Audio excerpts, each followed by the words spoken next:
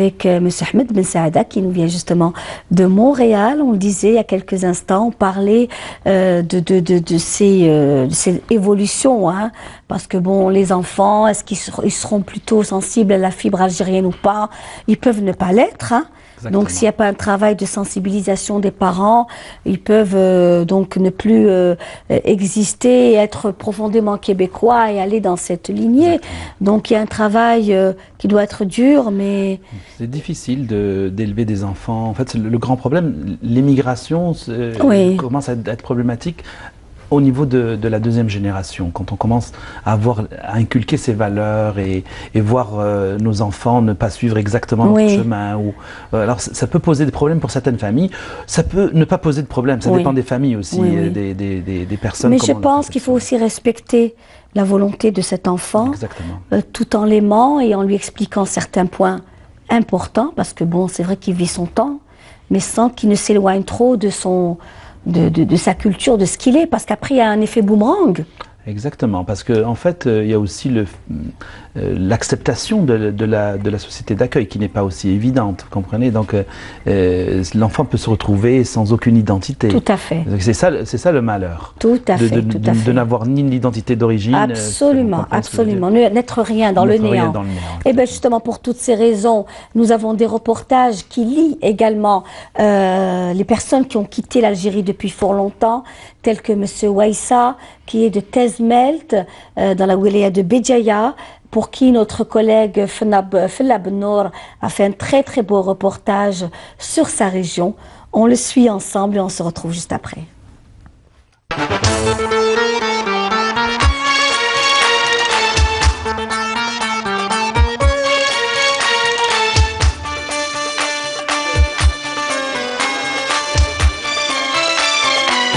C'est l'ancienne mairie. Et comment c'était avant?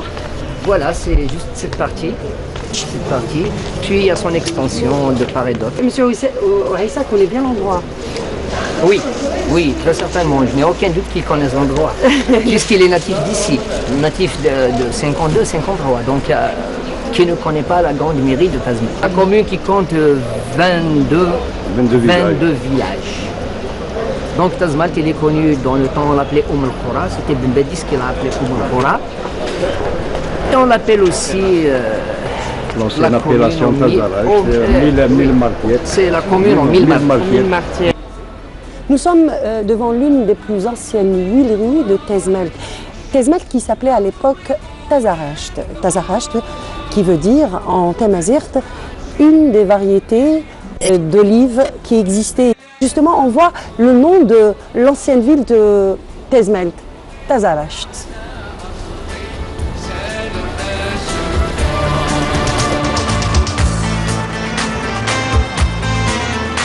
C'est la rue principale? C'est la rue principale, c'est la rue Mira Abdahmed. C'est le père de l'actuel maire de Tazmalt. Voilà, c'est tout le boulevard qui va du chemin, ça veut dire le cimetière du martyr jusqu'au bout de la rue. Il y a une grande extension depuis. D'ailleurs, maintenant on parle de la nouvelle ville. La nouvelle ville, c'est des lotissements, c'est des bâtiments. Mais en général, le centre-ville tel qu'il était dans le temps, il s'articulait autour de cette rue. À l'époque, ça se résumait à une école, à un CEM ou deux, à quelques cafés. À l'époque, ce bâtiment n'existait pas, c'était des baraquements, c'était des échoppes, il y avait beaucoup d'artisans. Puis ça a disparu, le marché s'est planté ici, avant d'aller vers la route nationale, là où il est actuellement. Et puis vous avez la rue qui traverse vers Béjaïa, c'est la RN26.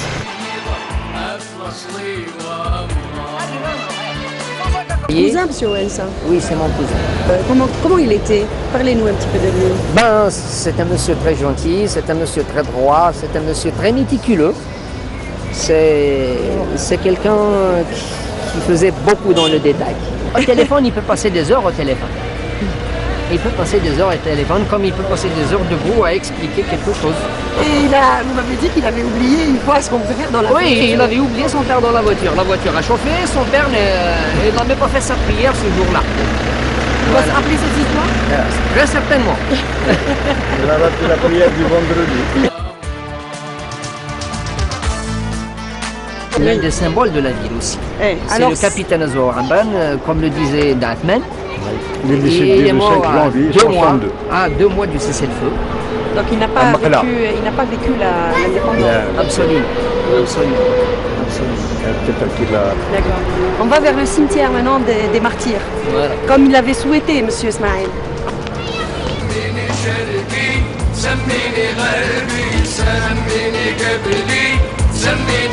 Père Othman, c'est comme ça que tout le monde vous appelle. Par respect. Allah Ibarak. Et donc je disais que monsieur Aïssa Ismaël tenait à ce qu'on vienne ici et filmer cet endroit. Pourquoi à votre avis? Parce que d'abord il est issu même lui d'une famille révolutionnaire. Pas oublier ça.